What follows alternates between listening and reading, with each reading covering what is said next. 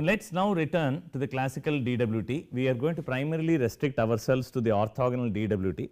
As long as we understand how orthogonal DWTs work, the theory is more or less the same with when it comes to properties of the wavelets. The properties that we are discussing here of course are independent of any wavelet that we use. The properties namely compact support, vanishing moments, and therefore regularity of the wavelet and symmetry. These three are independent, whether you are going to look at orthogonal wavelets or not, that does not matter.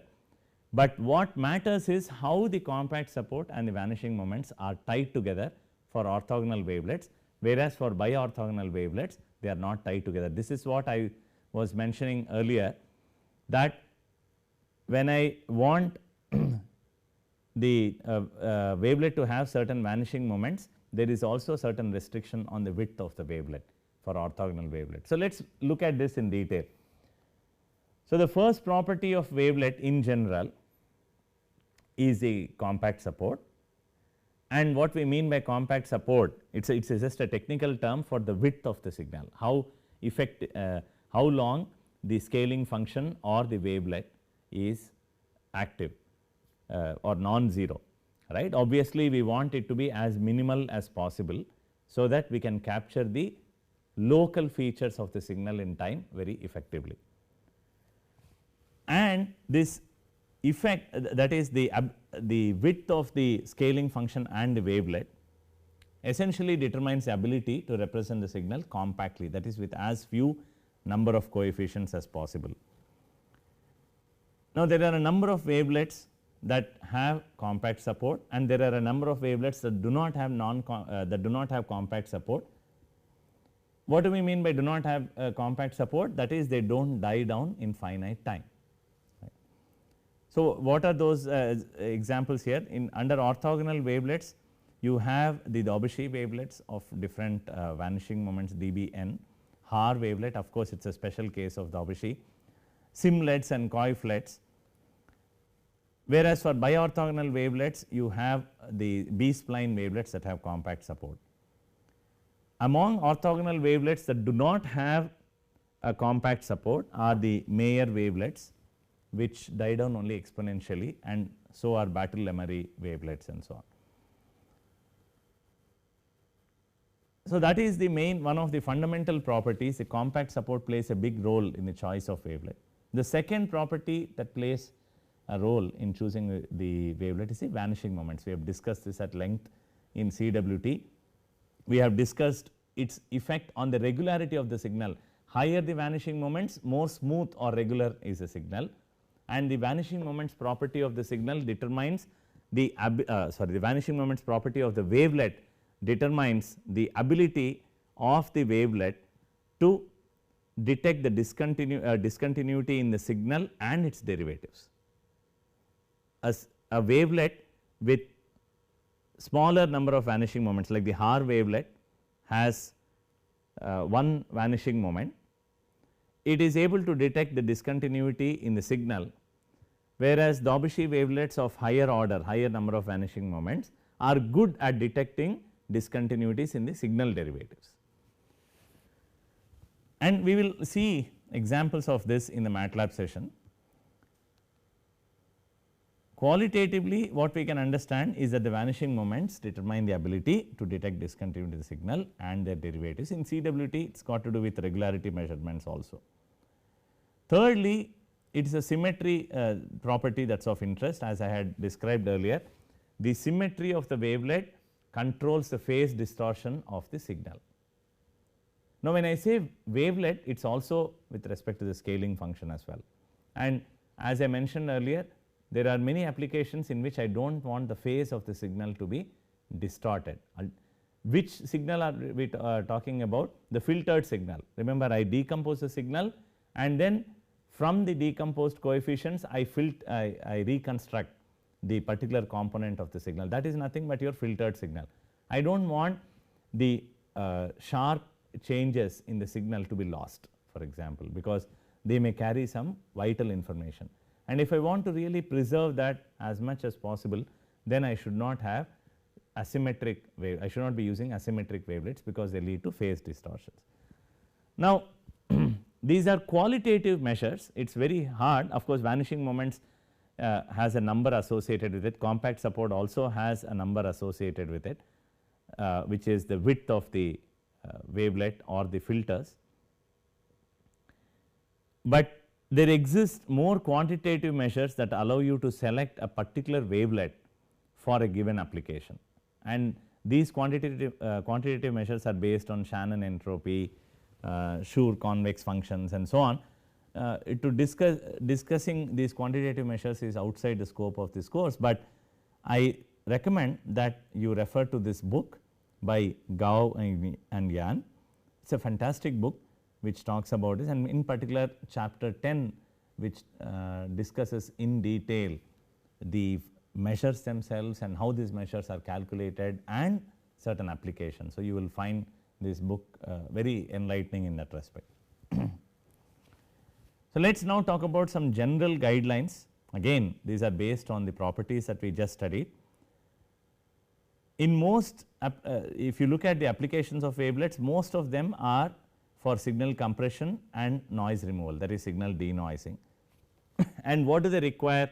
They require that the wavelet basis and of course, a scaling function basis represent the signal in as few coefficients as possible. That is, the scaling function should be able to capture the trend in as few coefficients, and the wavelet coefficients should be able to capture the abruptly changing features or the high frequency features in as few coefficients as possible. With respect to that, what we would like to have is a wavelet that has small compact support, that is of very narrow width like the Haar wavelet, and maybe few vanishing moments, and how well we can actually succeed in representing the signal compactly also depends on the regularity of the signal itself, how smooth the signal is and so on, but that is not typically in our hands. The signal is given to us and then we have to choose a wavelet. So, we are talking about the wavelet itself. Just to recap what the vanishing moments property is, I have given you the definition in 6. It is nothing but integral t power n psi of t dt, that is some moment, and these this moment should vanish for n equals 0 to p minus 1, and then we say that wavelet has p vanishing moments. Because we have realized that talking about scaling functions or wavelets is as good as talking about filters, one can actually translate this requirement of a wavelet to have p vanishing moments to that of the to a constraint on the low pass filter itself. At least for orthogonal wavelets we can do that. Remember, in DWT first we begin with the low pass filter, construct your phi of t, and then from the low pass filter we construct the high pass filter, and then we construct your psi of t. So, all the properties of the scaling function and wavelets are actually derived from the low pass filter itself. Therefore, it is natural that we can rewrite this vanishing moments condition in 6 in terms of constraints on the low pass filter. What is this constraint? The constraint is that the Fourier transform of the low pass filter's impulse response sequence, that is a frequency response function of the low pass filter, and its first p minus 1 derivatives are 0 at omega equals pi. I am avoiding the proof of this.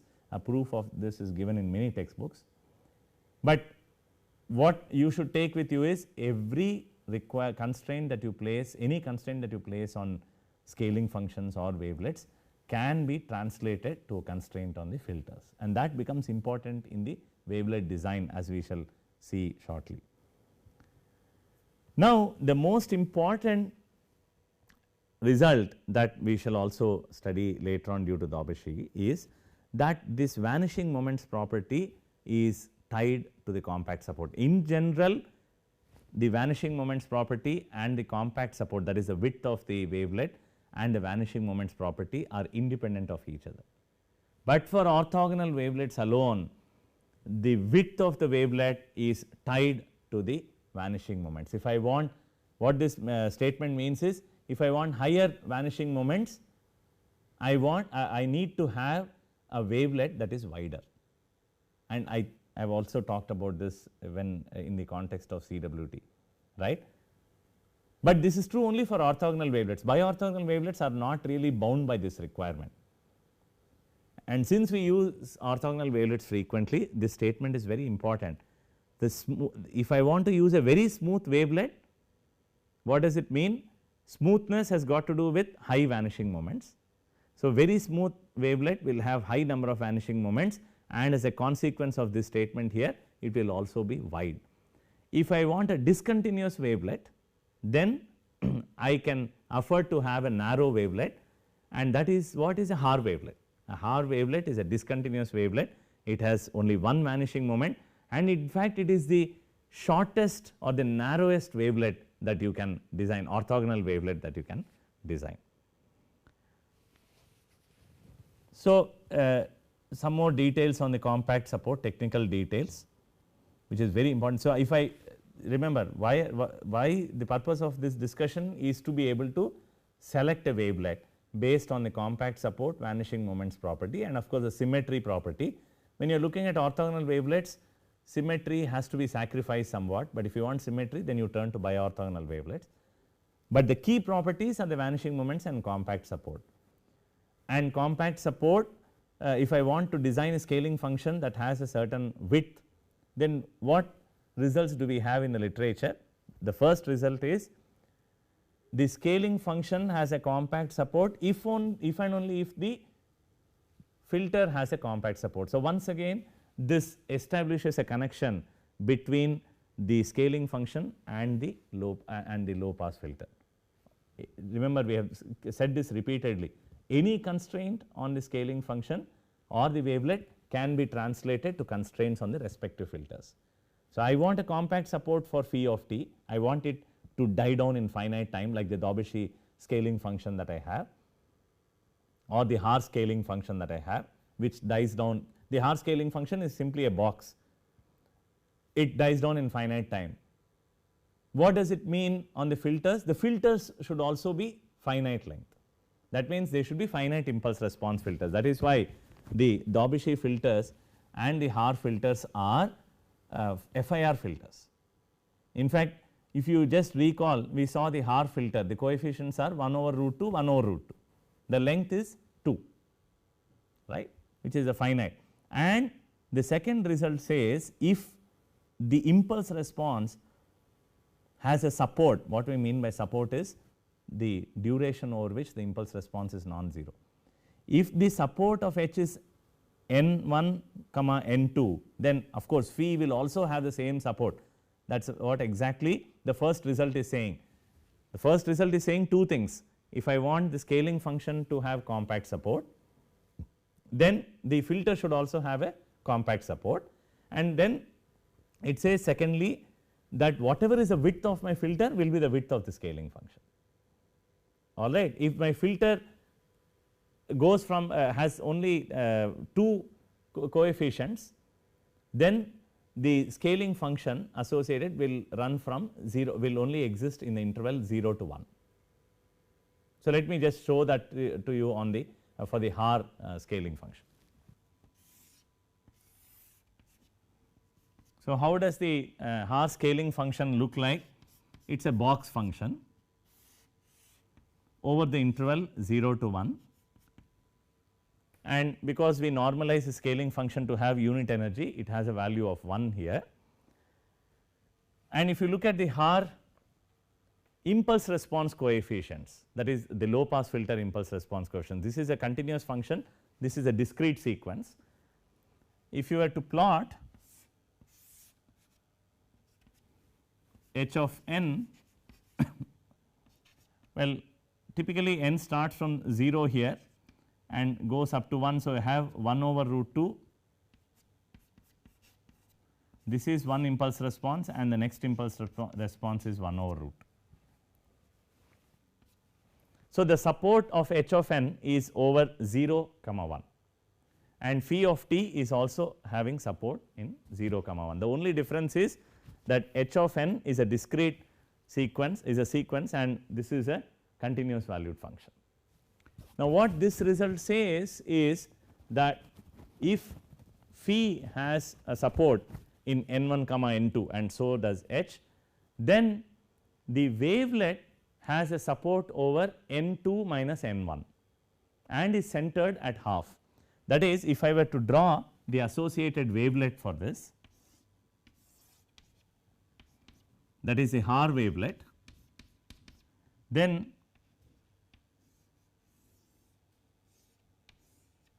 this is how the Haar wavelet would look like.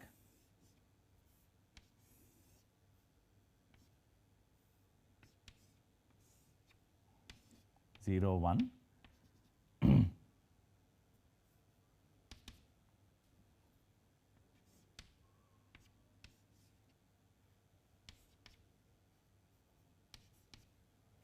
So, the support of the wavelet, and I just drew to make sure that these widths are identical at least qualitatively. The support of wavelet is over 0, 1 and centered at half. If you look at the results here, so this is exactly, it switches to the negative axis in the y direction at 0.5, and this is true for any FIR filter, all right. And you should ask yourself, why is this result important? Well, it is important because it tells me how to design a wavelet that when I want it to have a certain compact support. So, I can't really arbitrarily choose a low pass filter and also arbitrarily design a wavelet which has a compact support. The moment I choose a low pass filter, everything is fixed. The compact support is fixed, the vanishing moments are fixed, everything is related to this low pass filter as far as orthogonal wavelets are concerned. With bi-orthogonal wavelets, you have more freedom. You can choose your low pass and high pass filters independently, but then the synthesis filters are or you can say low pass and the synthesis filters are, because the synthesizing low pass filter and the analyzing high pass filter are tied together, and the synthesizing high pass filter and the analyzing low pass filters are tied together. So, you have some freedom there. In orthogonal wavelets, you do not have much freedom. The only freedom that you have is the low pass filter, and these results help me understand how the properties of the scaling function and the wavelets used in orthogonal DWT are dependent on the properties of the low pass filter. So, I have to choose my low pass filter carefully, and the very famous result by Daubechies, which was kind of a groundbreaking result in the design of compact support orthogonal filters. Until this result came about, until Daubechies really worked out this associated theory, the only known orthogonal wavelet that had compact support was the Haar wavelet. However, it was discontinuous. Daubechies essentially established and showed how you could design continuous phi of t, that is scaling functions that are still orthogonal and that have compact support. So, what does the result say? It says for orthogonal wavelets with p vanishing moments, the associated conjugate mirror filter, that is a low pass filter, has at least 2p non-zero coefficients. Now, this result established the connection between the vanishing moments and the compact support only for orthogonal wavelets. Again, for bi-orthogonal wavelets, this is not true. So, this once again tells me that the moment I choose a low pass filter of a certain width, then the number of vanishing moments is also decided. So, for the Haar scaling function, once again, what is the number of non-zero coefficients that I have? I have 2 non-zero coefficients. That means it will have one vanishing moment, right. Now, you understand that dBn, that n is the number of vanishing moments, the length of the filter is 2n. That is the general convention, but there is also another convention where n means the filter length itself. Therefore, half of that would be the number of vanishing moments. We have been following the convention that when we say dBn, then n refers to actually p, not the number of filter coefficients. So, if there is a confusion, then you should sort it out. And this result says at least 2p non-zero coefficient. That is, the moment you say I want a wavelet with, let us say, 2 vanishing moments. What does 2 vanishing moments mean? My wavelet should be able to detect discontinuity in the signal's derivative, right. Haar wavelet detects a discontinuity in the signal itself, because it has one vanishing moment. If I have two vanishing moments, then the wavelet can detect discontinuity in the signal's derivative. So, I want such a wavelet, let us say for some application. Then Daubechies result says you have to choose a filter that is at least 4 coefficients long, at least, meaning you can choose any other filter which has more number of coefficients, but not less than 4. And Daubechies showed how you could design such minimum width, minimum compact support for a given set of number of vanishing moments. That is the speciality of Daubechies wavelets. They are continuous, they are orthogonal, and they have the minimum support, that is a minimum width for a given number of vanishing moments. That is why they are used very widely. So, let us just briefly go through a few popular orthogonal mother waves, or as they are known as base wavelets. The first one is a Haar wavelet. We have discussed, we have been discussing this quite extensively, and as I mentioned, it is orthogonal. It is the only known symmetric orthogonal which has the smallest compact support. All the other orthogonal continuous wavelets are asymmetric, as you see in item number 2 on Daubechies wavelets. The only drawback, if you say about Haar wavelets, is that it is discontinuous, but then if you want to call it as a drawback, it is a drawback, but it is very useful in detecting discontinuities. So, it is very good. Whereas, when you come to Daubechies wavelets, of course, they are orthogonal, but they are asymmetric, which means they will result in phase distortions, and they have a minimum compact support, as I said, for a given number of vanishing moments. And the third point is something that we have discussed, and fourth as well, as the number of vanishing moments increases, the wavelets become smoother and wider. Now, after Daubechies designed her wavelets, there was also a request to design Daubechies like wavelets which are near symmetric and has the same number of vanishing moments, but with an additional requirement that the scaling function should also have certain vanishing moments. Normally, until now we have been talking about vanishing moments only on the wavelets, which tells me how the wavelet is capable of detecting a discontinuity in the signal and its derivatives. Now, we are talking about the scaling function being having p vanishing moments, and there are some applications where that is useful. Then Kaufman devised these functions or low pass filters that satisfy this additional requirement that the scaling function has n vanishing moments, but it turns out that it has a much larger number size, not much larger, but definitely significantly larger size relative to Daubechies. See, with the Daubechies wavelet, if I want n vanishing moments, its width is 2n minus 1, whereas with a Wavelet, if I want to have n vanishing moments for the wavelet, its width is 3n minus 1. So, it is a wider one. What does it mean? That the time resolution, if you in fact look at the Haar wavelet has the smallest compact support. So, it has the smallest time resolution, but then it has wide bandwidth. Again, if you recall duration bandwidth result, sigma square t is small. So, sigma square omega has to be large. Daubechies wavelets relative to Haar wavelets, as the number of vanishing moments increases, what happens? The result says that it should be wider, which means sigma square t is increasing, but sigma square omega is decreasing. Therefore, its ability to localize frequencies is much better compared to the Haar wavelet, and Wavelets have even better lower band, that is frequency domain characteristics, because they are wider, but then they have much poorer time resolution. So, if you have an application where you are not worried about the time localization, but you want some time localization, not as bad as a Fourier transform, but you want very good frequency localization of the signal features, then you can use Wavelets, right. Let us conclude this lecture with talking about how to design a wavelet, and then we will go on to the MATLAB session. As I said, it is essentially a consolidation of what we have discussed until now. There are certain key requirements. One, for orthogonal wavelets, I want orthogonality of the scaling function, 2, I want the scaling function to have low pass filter characteristics. 3, I am going to specify some number of vanishing moments, and already I know the moment I specify vanishing moments, the width of the filter is also specified. So, I do not need to separately specify how wide a filter I want or how wide a scaling function I want. So, let us look at the case with n equals to 2, Daubechies filter with n equals to 2.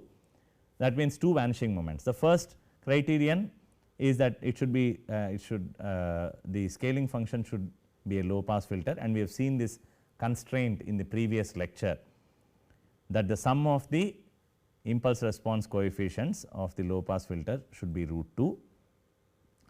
And for orthogonality also we have seen this constraint in the previous lecture. So, this is just a constraint that is coming from there again on the low pass filter coefficients, and now the constraint on the vanishing moments of the wavelet is being expressed as a constraint on the low pass filter. I have not shown you this expression before.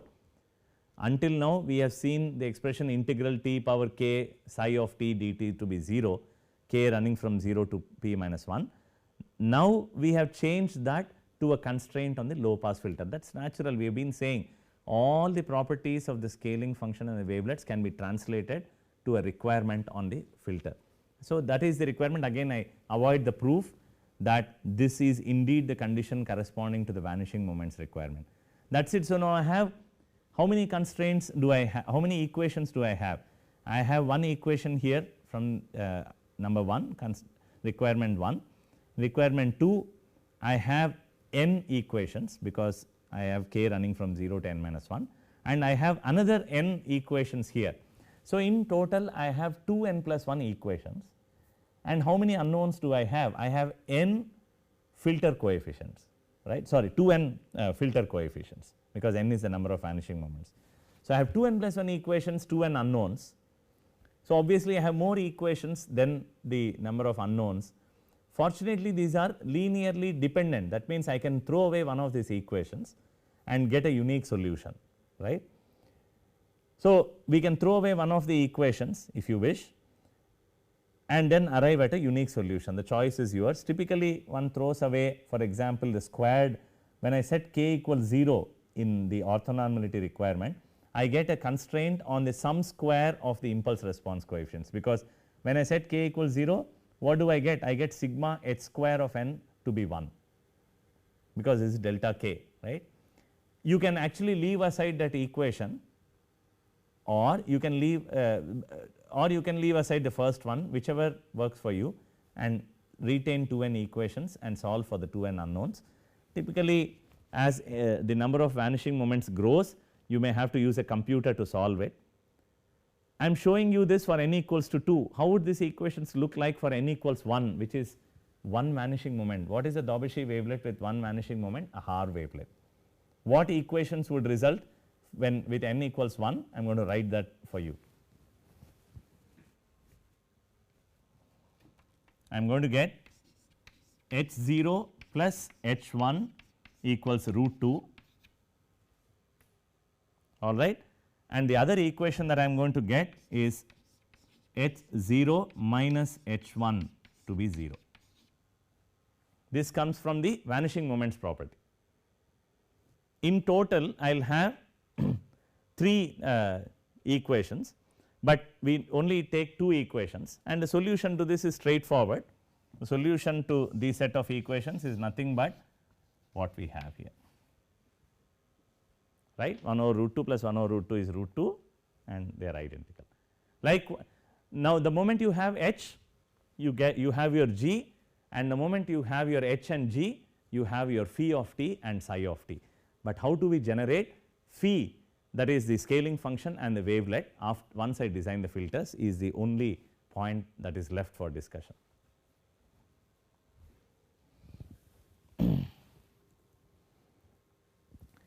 So, given a low pass filter, how do I arrive at phi of t? In fact, let me again reiterate, as far as the computation of DWT is concerned, as far as the signal decomposition, signal compression, all the applications of DWT are concerned, I do not need to compute the phi of t or phi of t and psi of t. It is sufficient to work with h of n and g of n, but as I had mentioned at the beginning of this lecture, in many situations I would like to know how the phi of t or the phi of t and psi of t look like. So, there are two ways of arriving at the scaling function given the low pass filter. One is an iterative algorithm which uses a scaling relation. This is the famous scaling relation that the scaling functions satisfy for them to generate an MRA. What we can do is we can rewrite. So, this is the scaling relation between V1 and V0. I can write another scaling relation between the subspace V2 and V1. So, let me go through equation 8 here. This is the basic scaling relation between V2 and V1 subspaces. I can rewrite this summation here by introducing a dummy variable which is p by p, where p is 2n. So, I am saying n is p by 2 and L is the length of the filter that I am looking at. So, what does this new equation mean? This new equation means that phi of t by 4 is the convolution of phi at a previous scale, that is at a finer scale. Phi of t by 2 is actually at a scale m equals 1, at a level m equals 1. Phi of t by 4 is the basis function for V2, that is at m equals to 2. It is the convolution of phi of m minus 1 t with an upsampled h. Okay, that part, this upsampling, I leave it to you to figure out why this is upsampled h. This is not simply h of n, this is h of p by 2, because look at this. Now, I have gone from length of length L h to length 2 L minus 2, twice the length. How do you get twice the length h? By upsampling h in such a way that I insert zeros alternatively. So, if I take Haar wavelet, I have 1 over root 2, 1 over root 2. If I have upsampled any sequence, typical upsampling means inserting zeros, like the way we do in our reconstruction from wavelet coefficients and approximation coefficients. So, that is it. So, choose the associated low pass filter, that is what we have in the beginning, such as dB2 or whatever is known to you. Upsample that by inserting zeros and start off with a guess for your phi of t, right, that is not given here unfortunately. In the first step you have to initialize your phi of t. So, initialize your phi of t and set the iteration count to 0, I equals 0. So, once you have the upsampled the filter sequence, convolve that with h of n to obtain the next phi of t. So, when you look at phi of t by 4 here, rather than looking upon this as a dilated phi, in the computation of scaling function you take a different perspective. What is that perspective? The perspective is phi of t by 4. So, suppose I take t equals 1, I know at scale at level m equals 1, I know phi of t by 2, in the sense I know at phi at 0.5, but I may not know phi at 0.25, right. I may know t let us say in practice I can only compute phi over a grid, that is something you should understand. So, I start off with the specification of phi only over a very coarse grid. So, I know phi only let us say at one point, I am guessing that phi at 2 points let us say is some guess, right. And then when I move to phi of t by 2, I am actually filling the missing information. T by 2 would mean, suppose I guess initially that phi is known at 0 and 1, and then the next instance I will get phi at 0, 0.5 and 1, and then I get 0, 0.25, the values of phi at 0, 0.25, 0.5, 0.75 and 1, and so on. How am I getting this equation, these values of phi? Through the scaling relations. So, you should not look upon here phi as a continuous function, because I am constructing my phi and I can only construct phi over a grid. There is no closed form expression at all. That is the most important thing that you should remember. And I will show you once you I will show you in MATLAB code the way we run this iterative algorithm, how things change.